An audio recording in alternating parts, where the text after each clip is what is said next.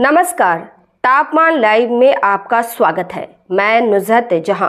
तापमान लाइव की महामुकाबला 2024 संवाद श्रृंखला की इस प्रस्तुति में गोपालगंज संसदीय क्षेत्र की प्रारंभिक तस्वीर की चर्चा।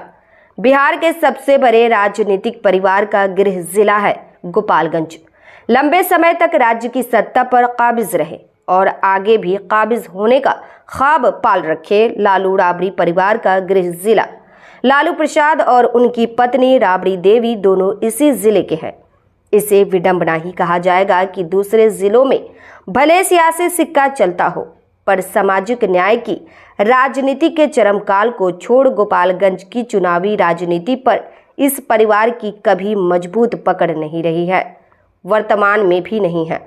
पकड़ रहती तो महागठबंधन में गोपालगंज की सीट हड़प लेने के बाद उसे विकासशील इंसान पार्टी के हवाले नहीं कर दी जाती।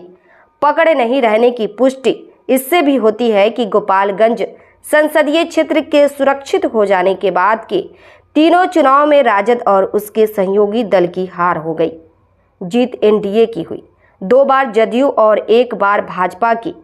दिलचस्प बात यह है कि तीनों ही बार रविदास समाज के उम्मीदवार निर्वाचित हुए। इस बार क्या होगा? क्रम टूटेगा या बना रह जाएगा? प्रथम चरण के मतदान के रुख को देखते हुए कहना कठिन है। वैसे संभावना बदलाव की दिख रही है। विश्लेषकों की समझ में एनडीए से चूक संभवतः यह हो गई है कि सत्ता विरोधी रुझान को नजरअंदाज कर जदयू के निवर्तमान सांसद डॉक्टर आलोक कुमार सुमन को ही मैदान में उतार दिया गया है। 5 वर्षीय सांसद कार्यकाल में उन्होंने क्या किया, क्या नहीं, जनता से संवाद बनाए रखा या नहीं, यह सब तो मुद्दा है ही। एनडीए समर्थकों की उदासीनता भी परेशानी का सबब बनी हुई है। उदासीनता को उत्साह में बदल उन्हें मतदान केंद्रों तक पहुंचाना डॉक्टर आलोक कुमार सुमन के लिए बड़ी चुनौती होगी। उदासीनता खत्म नहीं हुई।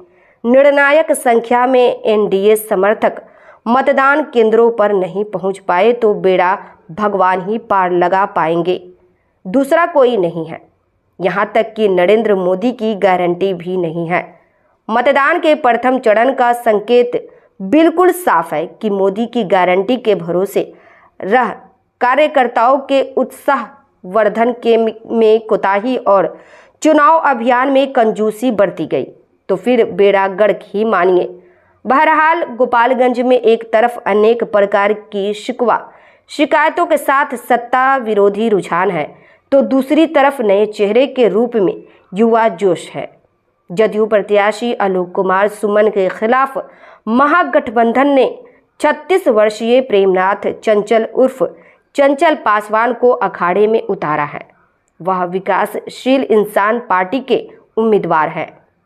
चंचल पासवान गोपालगंज के चर्चित कारोबारी सुदामा मांझी के पुत्र हैं। स्थानीय लोगों की माने तो सामाजिक सरोकार से जुड़े सुदामा मांझी की गांव समाज में चर्चा मुख्यतः 2 कारणों से होती है। एक तो उनकी पहचान सफल व्यवसाय की है। मूल व्यवसाय के रूप में हथुआ बाजार, लाइन बाजार और थावे में रसोई गैस की एजेंसी है। ट्रांसपोर्ट की एक कंपनी भी है। पिता पुत्र दोनों मिलकर बेहतर ढंग से व्यवसाय चला रहे हैं। कमाई अच्छी होती है।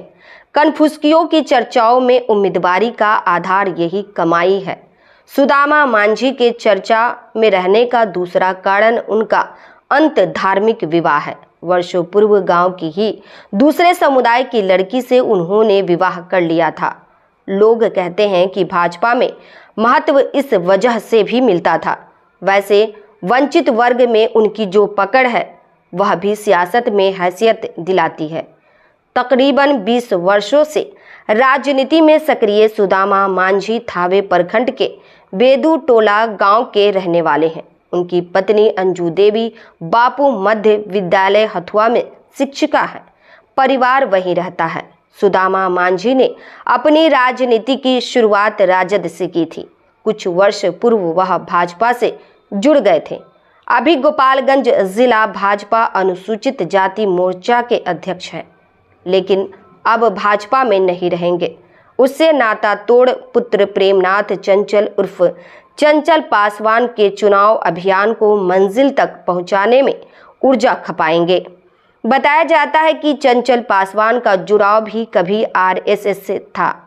इधर के दिनों में वह विकासशील इंसान पार्टी के करीब हो गए थे। महागठबंधन को उनमें संभावना दिखी, वीआईपी की उम्मीदवारी मिल गई। उसके भरोसे पर वह खरा उतरते भी है या नहीं, यह देखना दिलचस्प होगा। इस प्रस्तुति में बस इतना ही। फिर मिलते हैं ऐसी ही दूसरी किसी खास खबर के साथ। वरिष्ठ पत्रकार महर्षि अनिल शास्त्री का यह आकलन विश्लेषण पसंद आया हो तो अपनी प्रतिक्रिया जरूर दीजिएगा। तापमान लाइव चैनल को देखिए, शेयर कीजिए, लाइक कीजिए और सब्सक्राइब अवश्य कीजिए। धन्यवाद।